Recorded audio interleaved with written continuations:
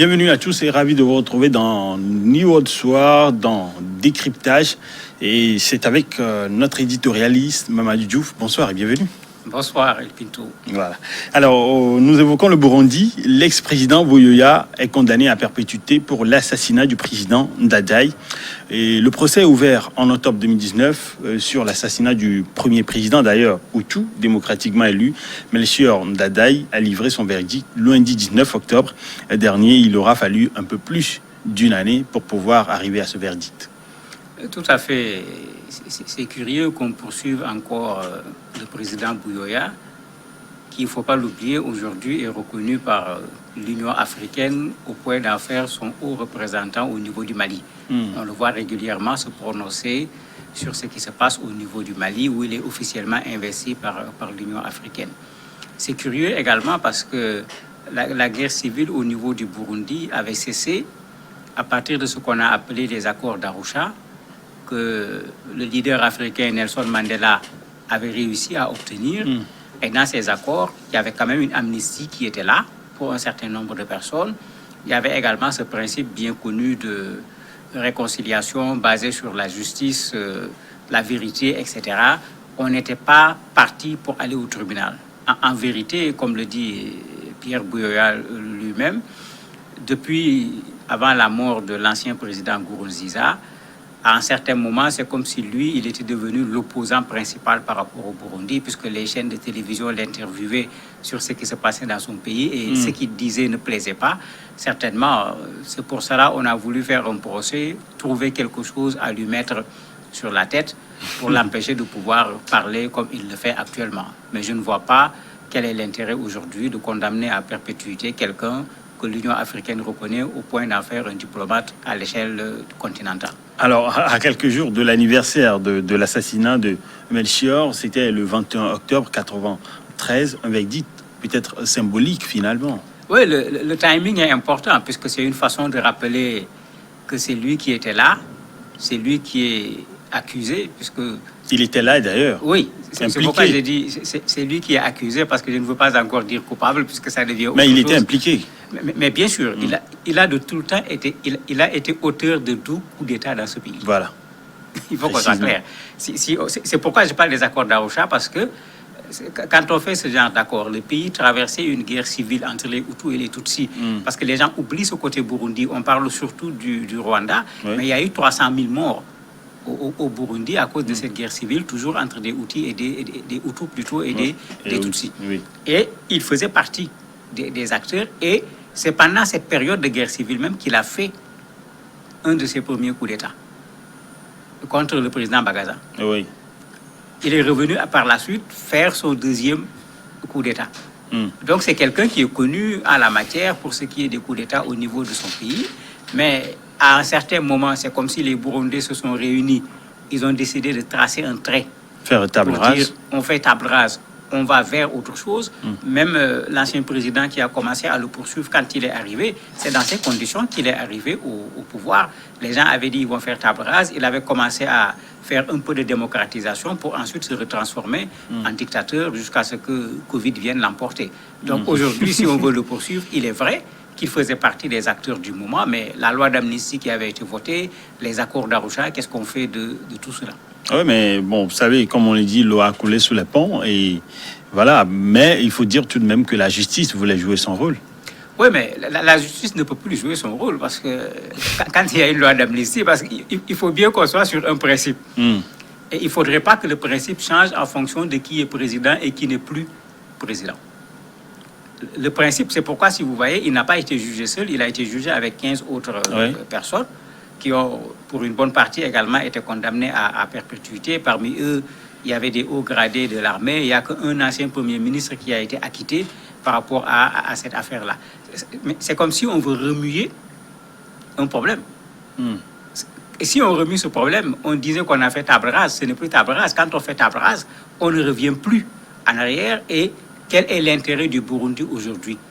De réveiller encore ces conflits qui, à un certain moment, ont failli faire chavirer ce pays dans sa globalité. Je ne vois pas du tout où se trouve l'intérêt.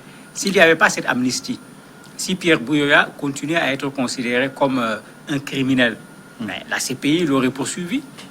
à défaut de la CPI, je ne crois pas que l'Union africaine se serait permis de prendre un ancien criminel qui a encore des comptes à rendre et d'en faire un diplomate continental au point qu'il soit le représentant au niveau du Mali. Parce que en ce moment, aujourd'hui, s'il faut le condamner, l'Union africaine va dire quoi?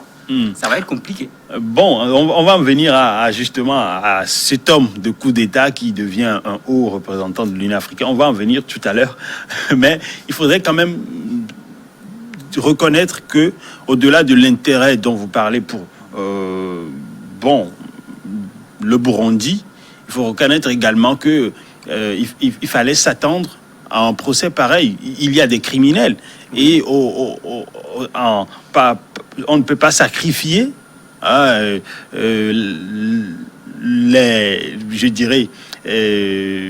le procès ou bien carrément le verdict d'un criminel sur l'autel de l'intérêt du pays.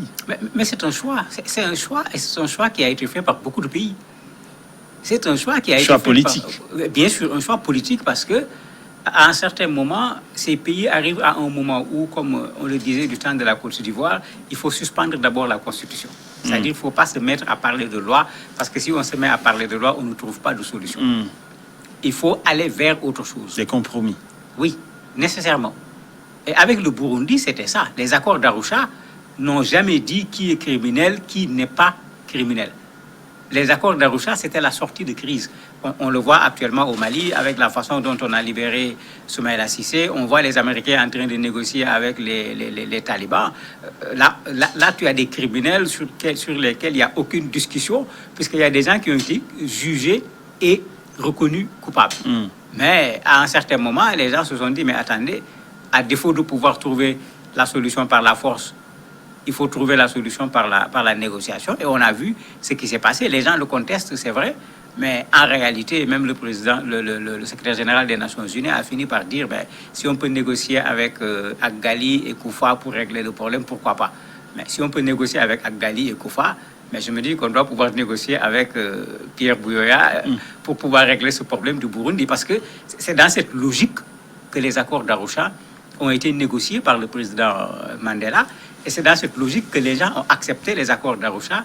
Et après ces accords, des élections ont été organisées. Et ce président qui veut le poursuivre, s'il n'y avait pas eu les accords d'Arusha, Nkurunziza, qui a commencé la poursuite contre lui, n'aurait certainement jamais été président au niveau du Burundi. Donc, Arusha, ce n'était pas seulement ne pas le juger, mais c'était plusieurs choses.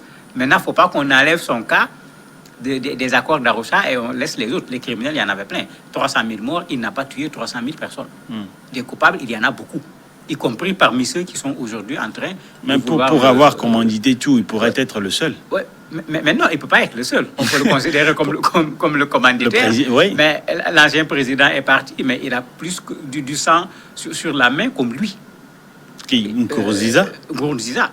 À un certain moment, même les pays de la sous-région avaient fini par ne plus vouloir coopérer avec ce pays parce qu'il a refusé à un certain moment le principe des accords d'Arusha, alors que c'est ça qui lui a permis d'arriver au pouvoir. Et justement, vous parlez de cet accord, hein, mais bon, alors, par rapport à ce que vous avez dit en début, les réactions de Buyoya, justement, sur... non pas de Buyoya, de Buyoya sur la vie politique du pays. Et on a l'impression qu'il a encore la même mise sur la situation dans le pays, qu'il est en train de tisser des ficelles.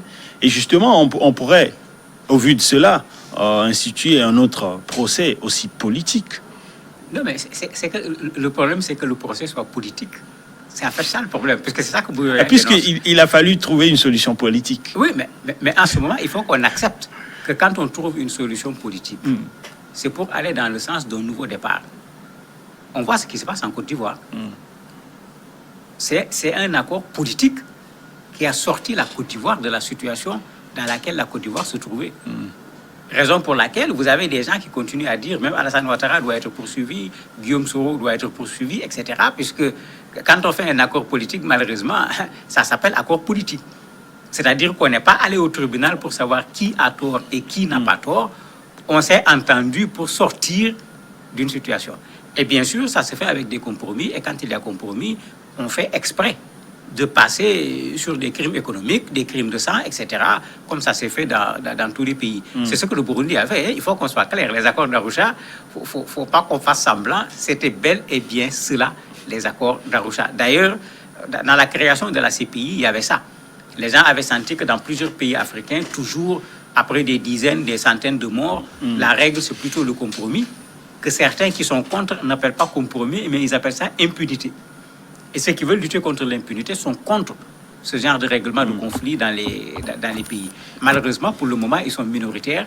De façon générale, les gens regardent la situation à un temps donné, à cause de l'intensité de la crise et l'absence de solution dans plusieurs tentatives. Les gens vont dans le sens le plus souvent du compromis. Arusha, c'était simplement ça. Maintenant, comme c'était ça, il faut qu'on l'accepte. S'en tenir. Et qu'on l'assume. Et quand c'est Mandela, ce n'est pas une surprise, c'est ce qu'il a fait en Afrique du Sud.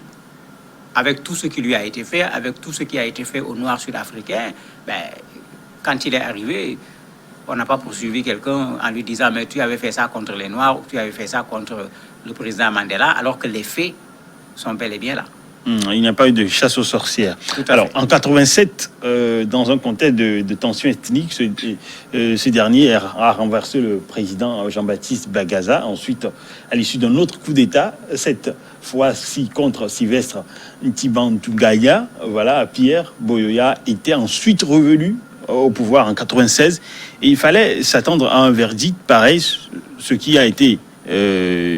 je dirais, on a fermé les yeux là-dessus, mais pour un homme de coup d'État, hein, je l'appelle comme ça, un homme de coup d'État qui devient un haut représentant de l'Union africaine, mais bon, curieuse responsabilité.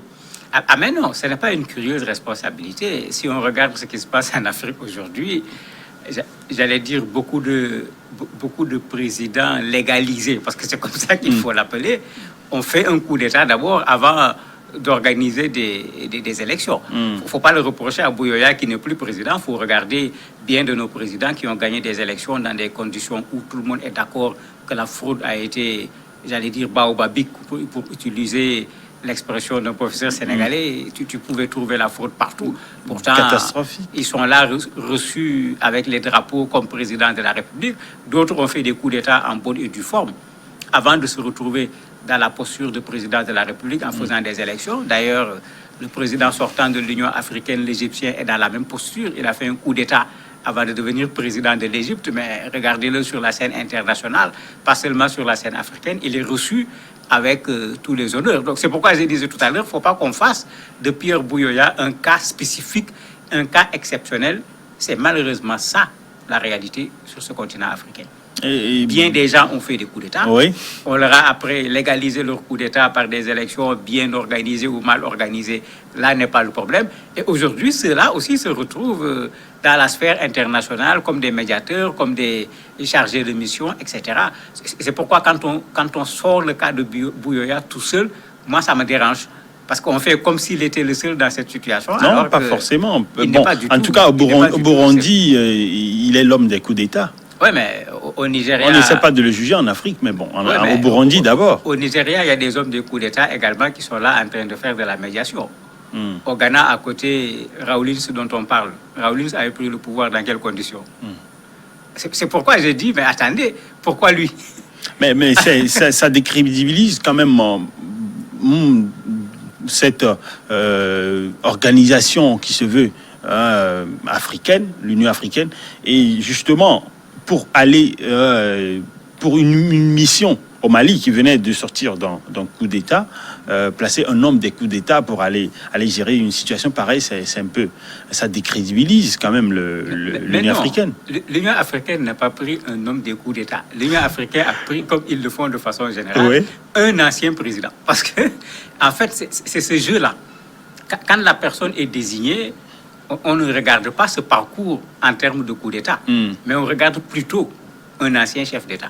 Et quand on le choisit, d'un point de vue diplomatique, c'est parce qu'on considère qu'il est en mesure de faire le travail qui lui a été confié.